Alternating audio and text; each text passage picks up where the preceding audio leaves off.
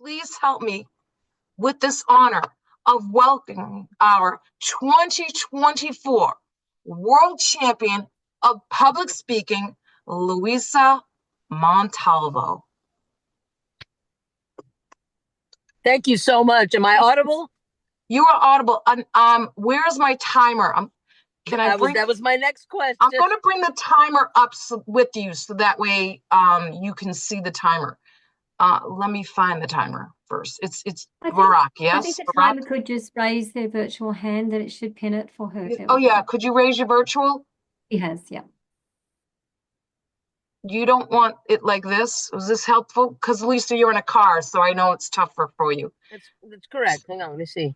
Barack, you can put your virtual hand up, too, and that way that will help us. Daniel's the timer. I'm the timer, aren't I? Oh, shoot. You are the timer. Daniel, let me get you. That was the GE. Sorry. Oh, Daniel, if it's Daniel, I see him right up there. Oh, if he was Hollywood Squares, yeah, he would be right up there. All right. Okay, do you want him next to you or just we can that's fine. No, I can see him right there. Yep. Okay. And yeah, don't move, Daniel. Stay right there. Okay. Okay. So Luisa Montalvo, 18 steps to winning speech.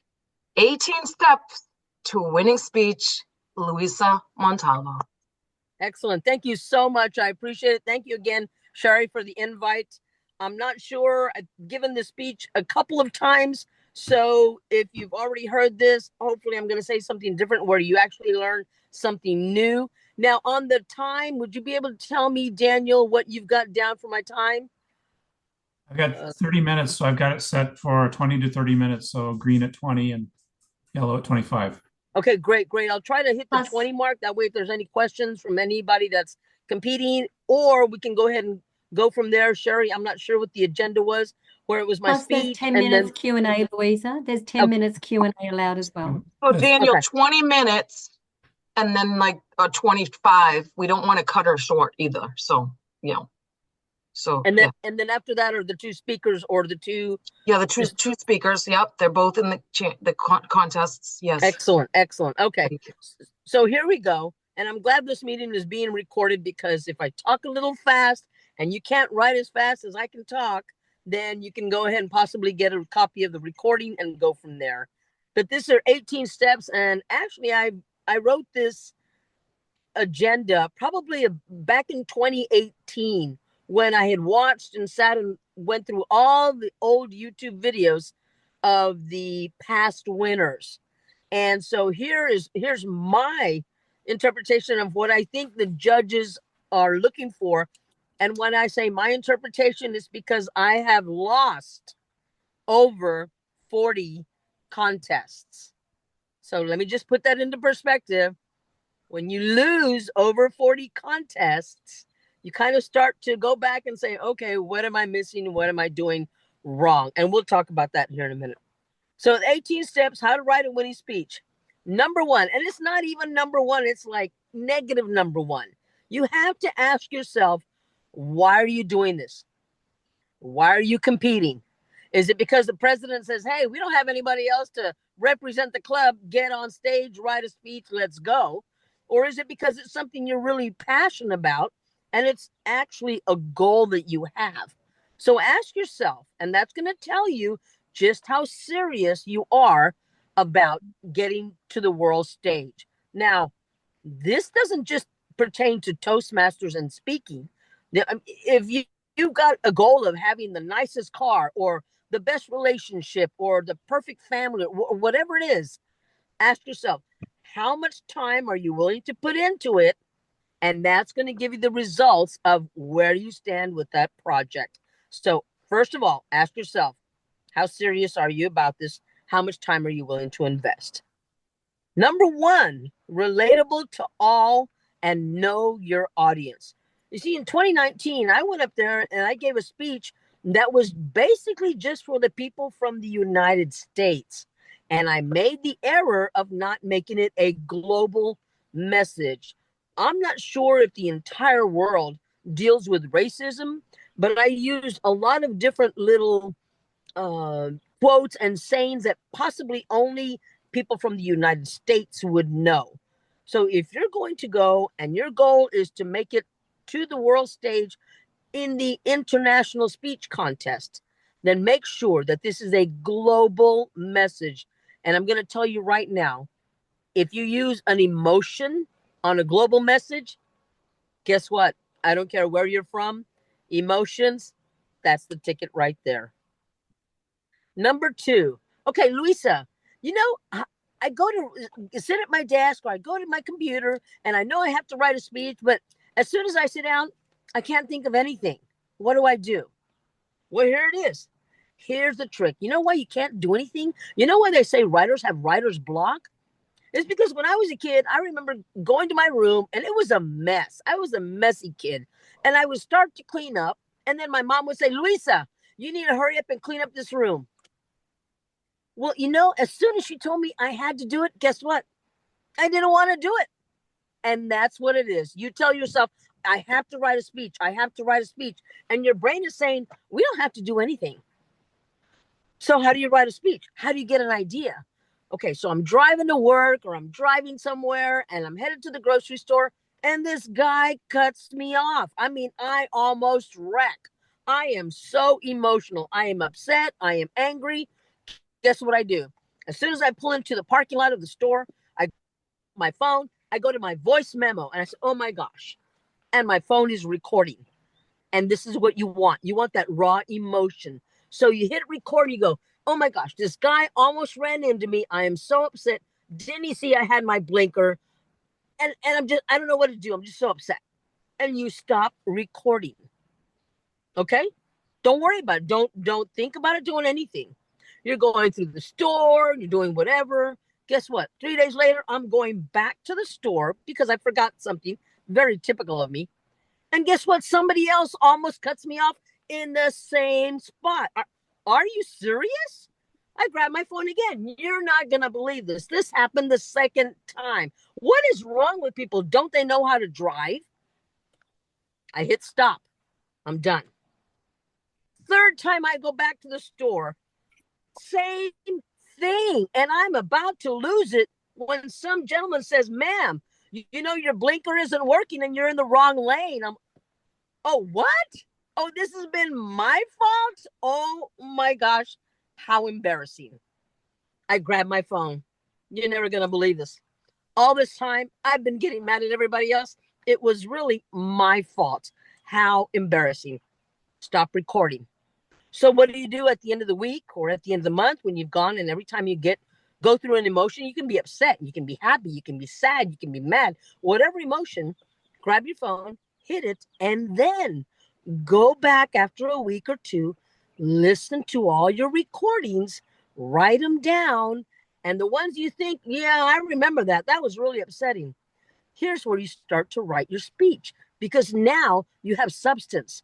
You have an emotion that everybody's going to be able to share with you because everybody has gone through the emotions. Not everybody has gone through racism. So that's where I made my mistake in 2019. I made it too general, didn't know my audience. And that is how you're able to start writing tips for the speech you want to give by going to your phone, recording them. Number 3. This is really important. And you know what? If you have a 5 to 7 minute speech and you want to take 4 minutes of it to tell a personal story, tell us a personal story and take 4 minutes. Because if not, then what is it? If you don't throw a personal story in there relating to your message, to me, it becomes a report. You're just giving us facts on stuff that's happening. But if you throw in that personal story related to everything, now we're talking. We are children at heart. We want to hear a personal story. And if you share, this is the hardest part, if you share your most embarrassing moment or emotion, why? Because everybody talks about when they got into an argument or you know what almost broke me last year when I was competing. There's one line in my speech, and if you listen to the very end of it, that sentence, I almost started crying. And it's the line where I say, and even though my father says quitters cry, I started to cry. That was probably the hardest line in my speech to give because, wow, I'm still getting choked up about it. Because it was what my father would always tell us. And here I was crying. So I'm admitting to the world that I'm weak because that's what my father would say. He says, if you're crying, you're weak. Hardest thing to do was admit that, but I did it. And I believe a lot of people were able to relate to that because they've been there. Number 4, interject appropriate humor, but not too much. This isn't the humorous contest. And some people will even say, Luisa, do I need to put humor in my speech to win?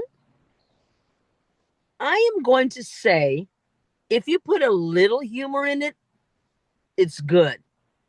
Too much humor, it's a humorous contest, a humorous speech.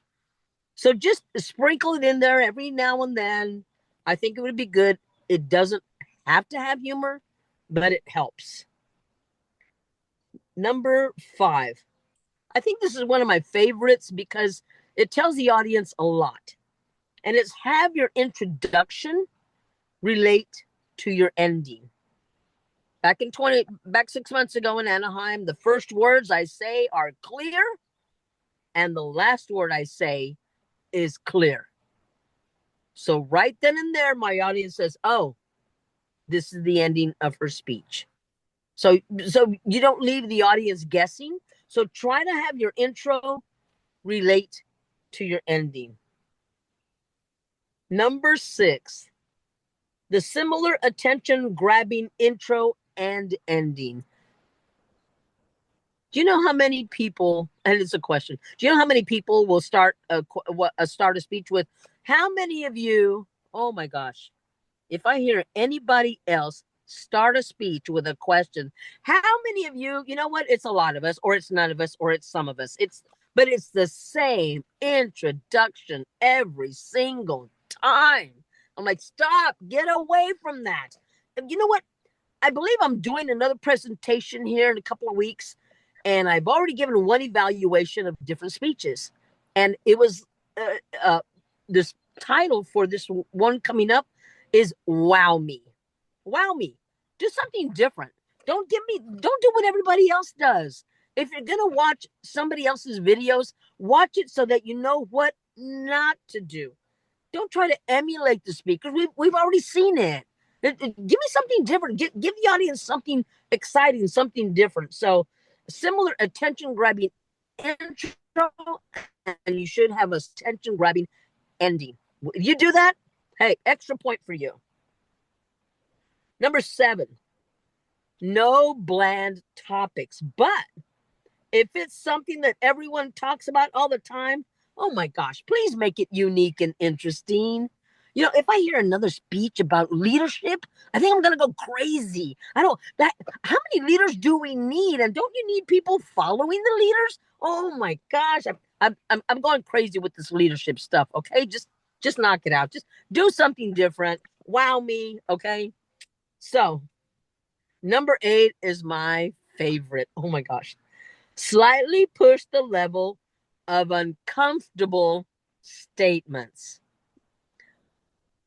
A gentleman reviewed my speech from last year, and I talk about, and this is my favorite line, and I wrote this joke about 7 years ago. I said, one of these days, I'm going to be able to use this joke. And the joke is, I was talking to my God the other day.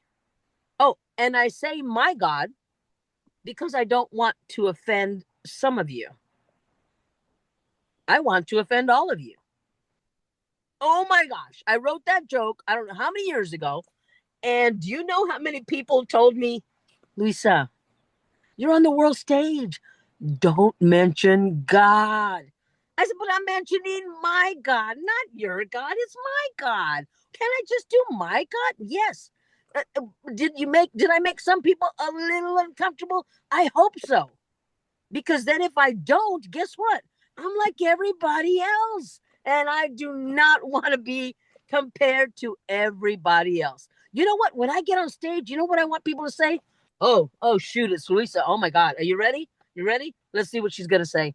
I know she's going to say something controversial. I just know it. That's what you want. That's what you want. You want somebody to go, okay, what are they going to say? All right, that was number 8. Number 9. This is kind of a common one, and I think I learned about it, maybe 10 years ago. And it's the theory of 3. So if you're going to talk about an issue or something, you want to give 3 examples, or 3 things not to do, or 3 things to do, something like that. But it's got to be the theory of 3. In my semifinal speech last year, I talked about when the whole idea was when people tell me I couldn't do something, really? You're going to tell me I can't do something? Watch me. And that was the whole thing. I said, number 1, my doctors told me that I wouldn't be able to walk or leave my wheelchair. I pushed the chair aside in front of me and I said, really? Watch me. That was number 1.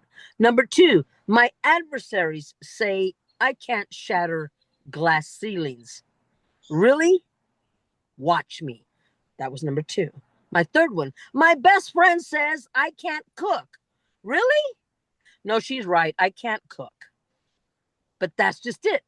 3 different things. So if you use the power of the theory of 3, you get the audience. Don't do 2. Don't do 4. It's the power of 3. And a lot of people use it in their speeches. Number 10. This was kind of automatic, but sometimes we forget. And it's the call to action from our audience.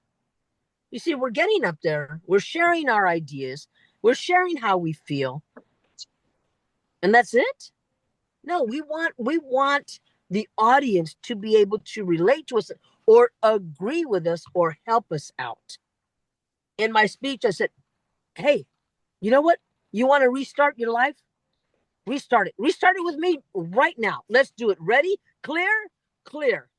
That was the call to action. Asking your audience, come on, come with me. Let's do this. It's you and me. If it's ending racism, if it's restarting your life, whatever it is, you need the call to action so that the audience now feels part of your speech. And that's what you want.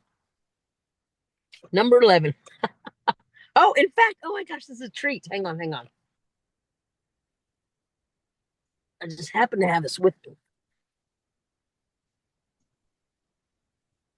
Oh my goodness. Prop fail.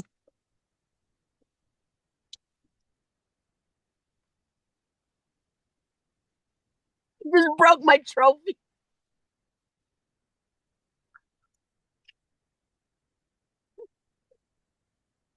Oh my.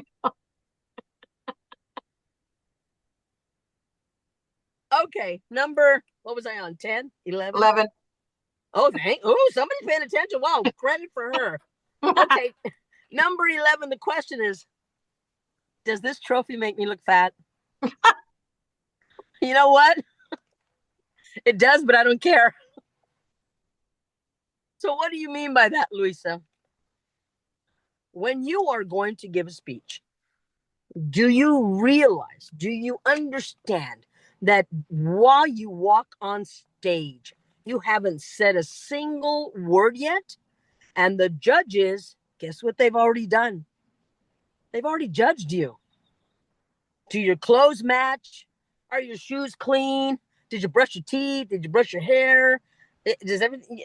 Do you look good? Do you have good posture? Are you walking out there confidently? Are you scared? Are you the deer in the headlights? You have not uttered a single word, and yet judges are going, wow, I don't know if I'm going to like her. X right there. And it's all mental. But you know what? You go out there, you're smiling, you look great. You actually brush your teeth. You probably took a shower in the last week. You're looking good. You're looking good. You got that confidence. Okay, good. Wow, I want to hear what she's going to say. So, very important. How do you look before you've even uttered a single word?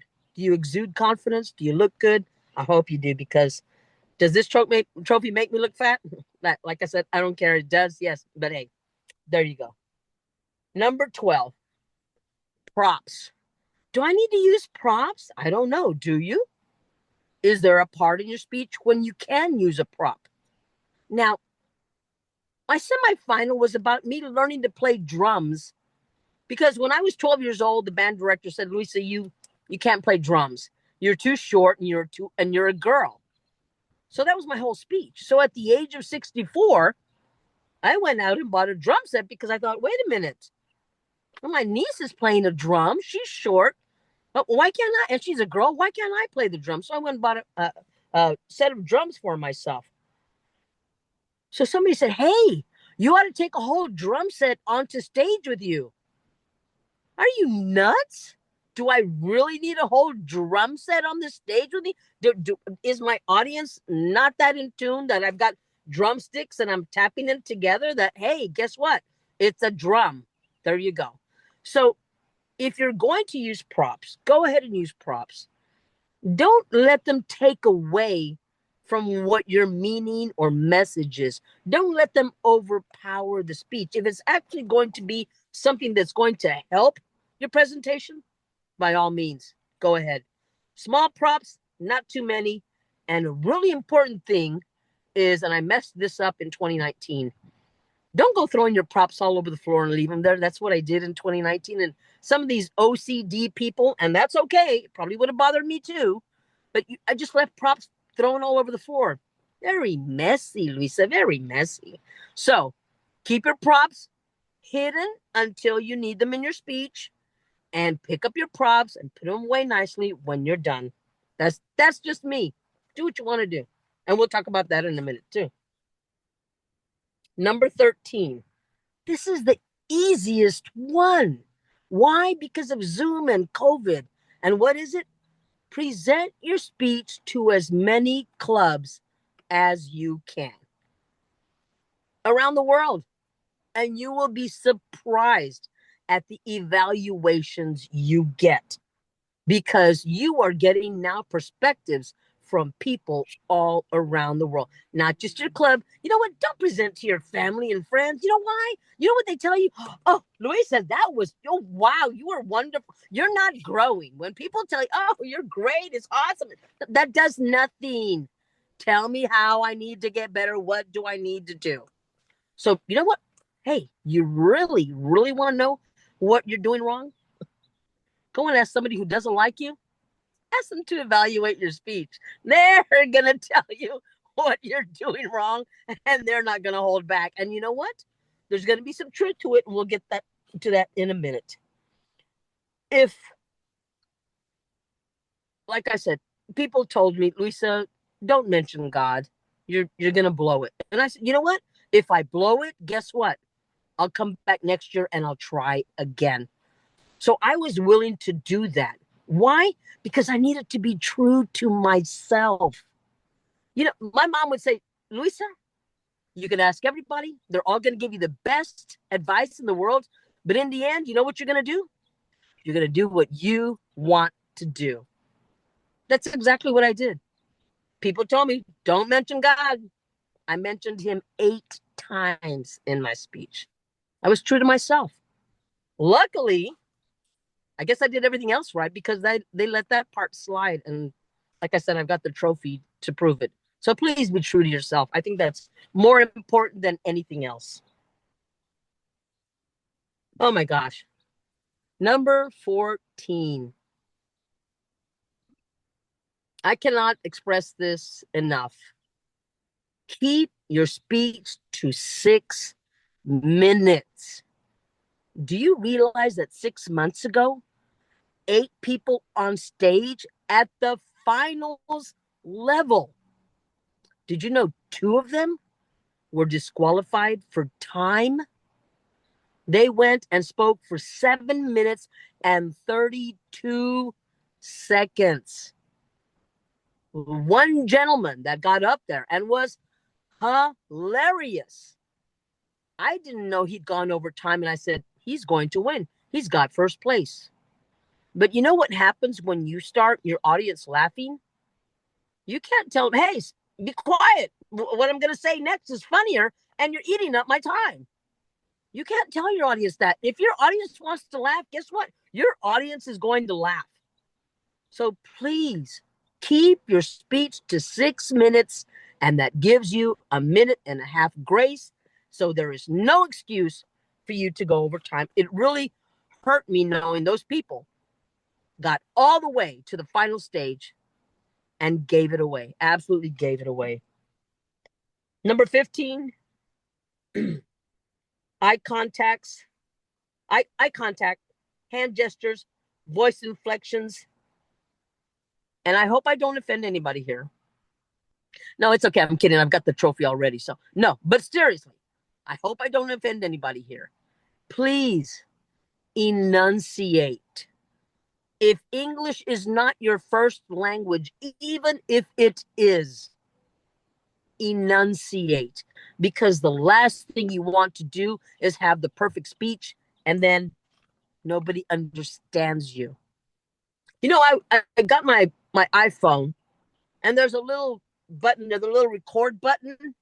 And when I'm texting, I like to hit that button. And even when I'm doing memos, I'll say, okay, I need to go to the grocery store for groceries. And I went back and looked. I said, wait, did I say that? I didn't say FIR or FUR. I thought I said FOR, but I didn't. I had said fur, and the word is for, like the number 4. So right away, my iPhone corrected me. So now anytime that I'm going to give a speech, I will run it through my iPhone to make sure that every single word I say comes out exactly the way I want. Oh, and you know what? I'm going to be real honest with you right now. I know I'm the world champion, and I'm just going to be the worst one ever. Do you know why? Do you know what I say? I still say, I said, I'm gonna go to the store. It's going to, Luisa, not gonna. But I'll look at my phone and it's gonna and wanna and oh my gosh. So, you know what? I'm just letting you know right now, I'm not going to be the best world champion. I'm probably going to be the worst, but I'm working on it. Okay, cool. Thanks for that understanding. Number 15. Excuse me. Number 16. Number 16. You practice your speech. You get evaluations. You have the perfect speech. You've got the eye contact. You've got the diction. You've got the look. You've got everything. You get up on stage and you know what happens? You don't win. You don't even place. Do you know why? I'll tell you why. Anybody want to make it to the world stage? Anybody want a trophy like mine? You got to do 4 things. You know what that is? You have to say the right thing at the right time on the right day to the right judges. It's that easy. The right thing at the right time on the right day to the right judges. Do you know how many times I thought I did that? 20? 30 times? I would walk off that stage and say, and Luisa, you are going home with the trophy. I went home with nothing but a hotel bill. That's what I had. Not a trophy, nothing. Have you ever been watching like Miss America or Miss Universe, and you go, oh my gosh, it's Miss Puerto Rico. She's gonna win. Look at her, she's beautiful. Did you hear the way she answered that question? Amazing. And her talent? Oh wow. And guess what? Puerto Rico doesn't even place. Do you know why that happens? Because the judges aren't AI. Not yet. See, the judges are human. And they may not know it, but just because they look at you or you look different or you said something, but they're the judges. Here's the hardest thing to do. Don't take that personally. It's not about you. It's not. You just didn't say the right thing at the right time on the right day to the right judges. That's it. You've given great speeches. You will continue to give great speeches. Today just wasn't your day to win. Number 17. I remember the first time I went to district. I didn't place. I drove home. Sorry, Dad. Cried. I cried. I said, you know what? Forget it. These judges, they didn't know that I was good enough. I know my speech was good enough. You know what? Forget it. I'm quitting Toastmasters. If they can't see that I'm that good of a speaker, forget it. But wait a minute. That means they won? You're just giving up like that? You serious? So for the last 13 years, every time I lost a contest, I went home, didn't take it personal, reinvented myself, and tried a different strategy. And because of that, I have grown better as a speaker. That's the beauty of it. So pick yourself up. Don't see it as a failure. Just keep going. Just keep going. You'll get there. Because again, if I can do it, oh my gosh, anybody can. Number 18, the last one. You've competed. You lost. You quit Toastmasters. You didn't pay your dues. Whatever you did. Then you decide, no, maybe I need to. Go back to number one. In fact, it wasn't even number one. It was negative number one. Why are you doing this? Are you doing it because you're trying to impress somebody? You know what? I was trying to impress my mom. She was the reason I kept entering contests and wanting to win, because I wanted to show her that everything she taught me, I grabbed, I got, I learned. She was amazing. For those of you that are going to be competing, and even for those of you that are not, put on your thick skin. Don't let anybody influence you or try to change your mind, because you know what? You know what you want. And so now, believe it or not, I can't compete anymore because I've won first place in the world. And I'm almost lost. I am a fish out of water, because for the last 13 years, I've been practicing. Right now, I would have 2 speeches ready to go.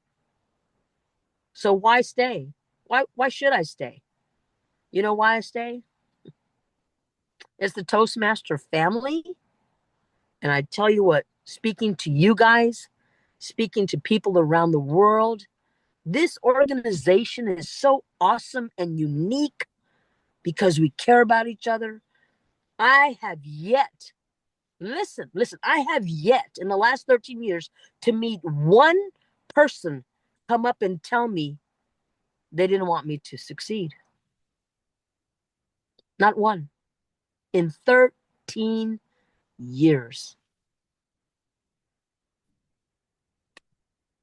I love Toastmasters. I'll be Toastmasters till I die.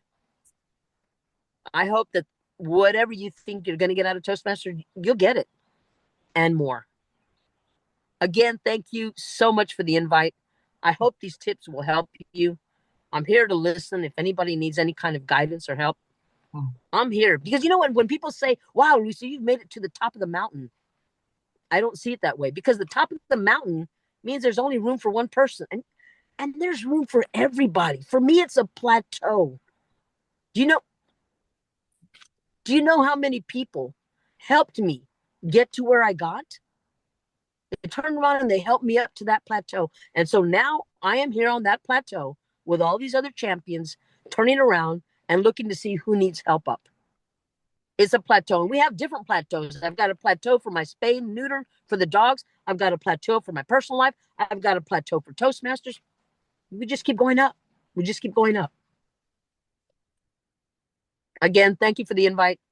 I hope I've shed a little light on how to write a winning speech. And if not, oh, sorry. No, I'm not. I already have the trophy. Just kidding. Just kidding. Thank you again so much, guys. I love you to death. Back to you, Mr. Toastmaster.